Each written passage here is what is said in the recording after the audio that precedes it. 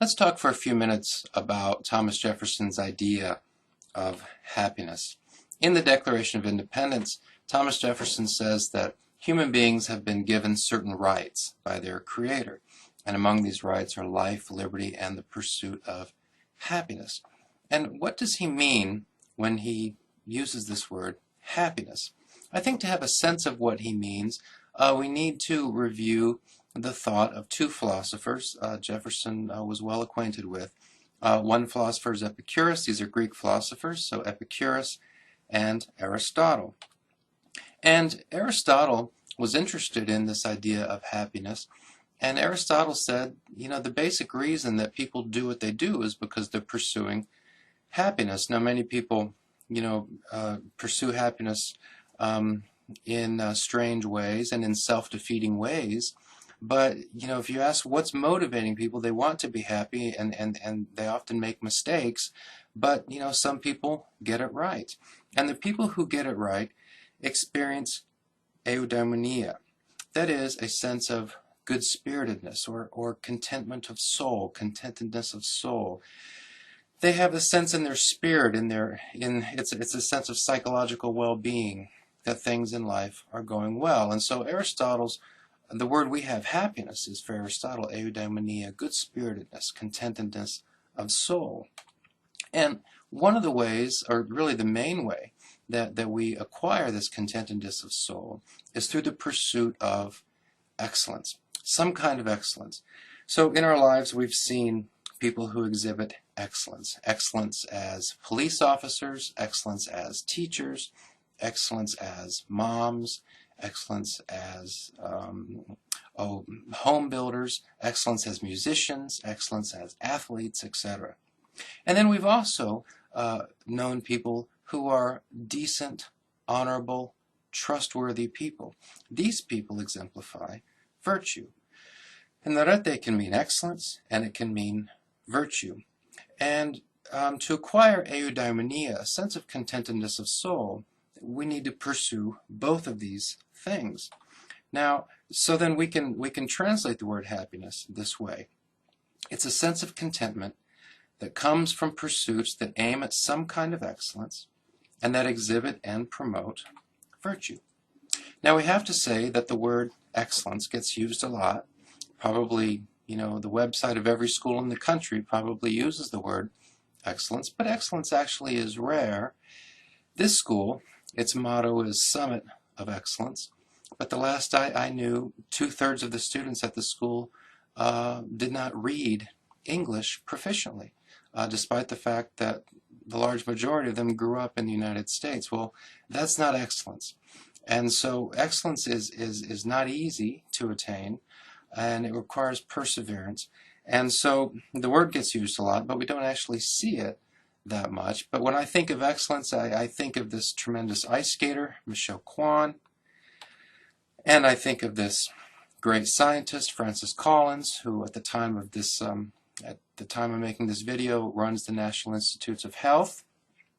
But I also think of people who are not well known, such as this pastor from Guatemala, who displays excellence as a community leader in a very poor part of Guatemala City. And I think of excellence as teachers, and in the middle here is a teacher of mine, a teacher who exhibited excellence, who exhibited arete, the pursuit of excellence as a teacher, and also who exhibited in his life virtue. He cared about education, he cared about students, he was a man of honor, we trusted him, and even though he taught at a very difficult school, he persevered, he exhibited excellence as a teacher.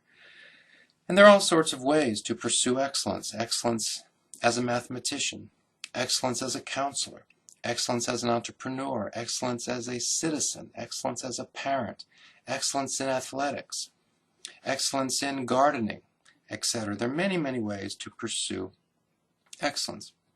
And so the pursuit of excellence involves the pursuit of something that requires some perseverance, and it's also something that is commendable, something that we honor. And so it may be true that being a corrupt politician requires a certain kind of perseverance, but it's not commendable. Therefore, a corrupt politician cannot be excellent, and a corrupt politician cannot experience what Aristotle calls eudaimonia. And it's difficult to think of endless hours of TV watching as the pursuit of excellence. And it's difficult to think of being in a state of constant distraction as the pursuit of excellence. And so what's some of the advice we can get from Epicurus and Aristotle if we want to pursue excellence, if we want to be people of virtue, if we want to experience eudaimonia, if we want to pursue happiness? Well, one of the things these philosophers tell us is that we should live with the end in mind. Here's an analogy. When you begin to play a basketball game, is it because you're only thinking about the first 2 minutes of the game? Unlikely. We're thinking about the first 2 minutes of the game, but we're also thinking about the end of the game we want to win. And these philosophers say, how should we live? Well, we should live according to the ideal we have for ourselves when we think about the end of our lives. What kind of person do I want to be at the end? Do I want to be a person of honor? Well, then I need to practice honor today. I need to practice acting honorably today. Epicurus says living well and dying well are one and the same discipline. And as we've already said, the pursuit of excellence involves understanding that the pursuit is challenging. And Aristotle points out that there are many ways in life to go wrong. There are many ways to make mistakes. There are fewer ways to go right.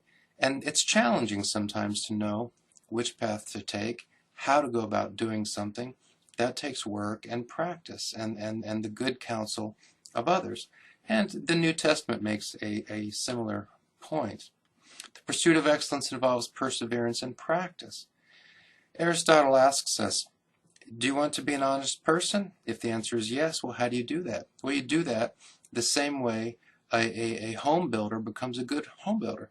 You practice and you learn from others. So people become builders by building, and they become brave by doing brave things, and they become people of honor by acting honorably, by practicing that. They become people of integrity by practicing, and so on. And so that's related. We have to understand that there's a difference between self-interest and selfishness. It's not in my self-interest to be selfish. It's not in my self-interest to be self-absorbed. And so Epicurus points out that greed and the lust for power, these things are a kind of cancer on the moral life. It's in my interest to help others pursue their interests, to help others pursue their kinds of excellence. It's in our interest to live lives that lead to good memories. We want our minds and our memories to be filled with good memories, and we don't want to live with regret. And so the pursuit of excellence involves acquiring good memories, avoiding regrets. And this is a point that Aristotle makes. And so for Epicurus, Aristotle, and Jefferson, happiness is less something that we have, and it's more something we experience while we do good and challenging things. That sense of contentment that comes with working hard at something, with accomplishing something, with achieving a certain state of excellence in some endeavor in life. And so we remember that happiness, we can think of it as the sense of contentment that comes from pursuits that aim at some kind of excellence and that exhibit and promote virtue.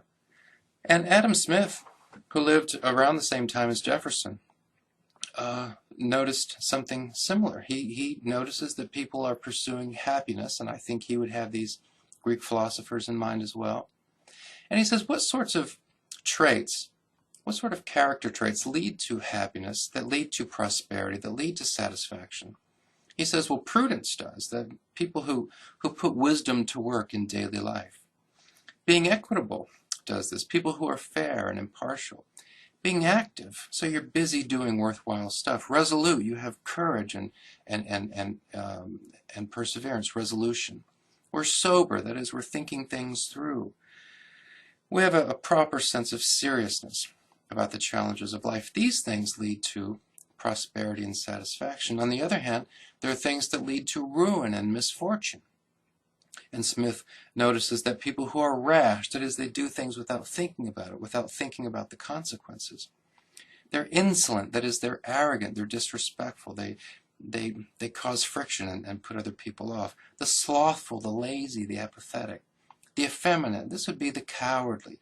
The people who are weak, they don't pursue things, right? The voluptuous, people who are overcome by desires. Those sorts of things lead to ruin and misfortune. But obviously, life goes better if we have eudaimonia, if we're pursuing excellence, if we're working to exhibit virtue. These kinds of things are more likely to bring about prosperity and satisfaction. And so we want to pursue happiness. And the government cannot give us happiness. The government doesn't owe us happiness. This is something that we need to pursue. And we pursue it by chasing some kind of excellence and by chasing virtue, arete, by chasing integrity, being honorable, being trustworthy, etc. And so that's what I wish for you in your life.